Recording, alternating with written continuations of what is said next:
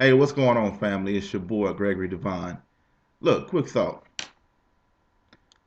So many of us become frustrated and become upset with the way in which the world of dating is going.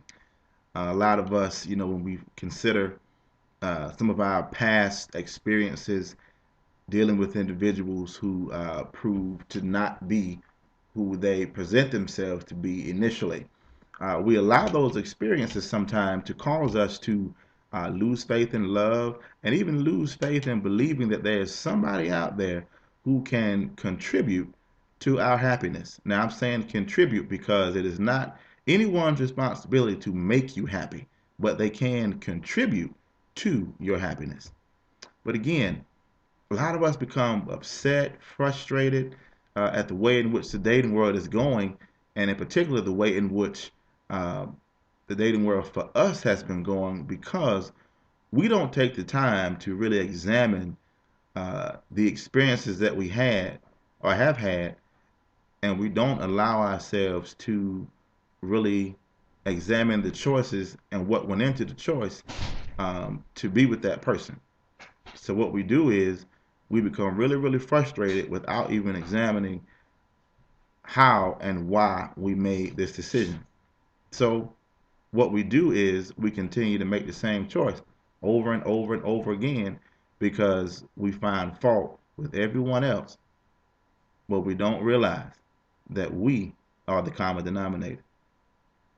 Everything reduces back to us. What we don't do is look at the fact that many of us, instead of dating, what we do is we just jump into relationships. So one doesn't work out, so we meet someone else and jump into that relationship. It's a problem if the person in whom you're in a relationship with right now, you have only known them for 3 or 4 weeks. Now, none of us really want to admit to that, and many of us would probably believe that that would never be us. But take the time to consider how long you have known some of the individuals in the past whom you've decided to be in a relationship with. How much time passed between initially meeting them and deciding to be in a relationship with them? Now, again, no one wants to admit to poor choice, but it's liberating when we can take ownership of our happiness and and be accountable to our choices.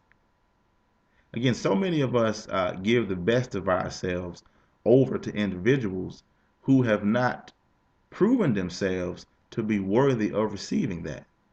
The danger in doing that is that when you give the best of yourself over to someone who has not proven that they can uh, secure your insecurities and add to your happiness,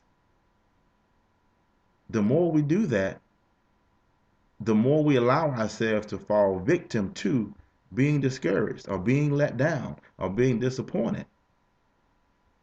But our responsibility to ourselves is to figure out how, why, and just what's going into the decision to be with the individuals that we've chosen to be with. More than not, we don't put a lot into that choice. So what happens is that again we become discouraged, upset, we become frustrated. But again, we never become upset with ourselves, and we never stop to think that maybe I should change something that I'm doing. There's a reason that you attract what you attract. There's a reason that you attract what you attract. Again, we have to start reflecting what we expect. And until we start doing that, we will always be at a point in which our happiness and our sense of fulfillment in a relationship will be at the mercy of somebody else because we are not taking ownership of our choices and we are not being accountable to making our own selves happy. So, again, I said all that to say this: be accountable to your choices and don't allow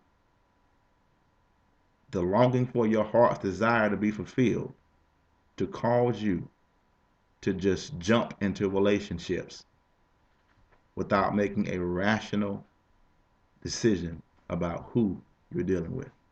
God bless you.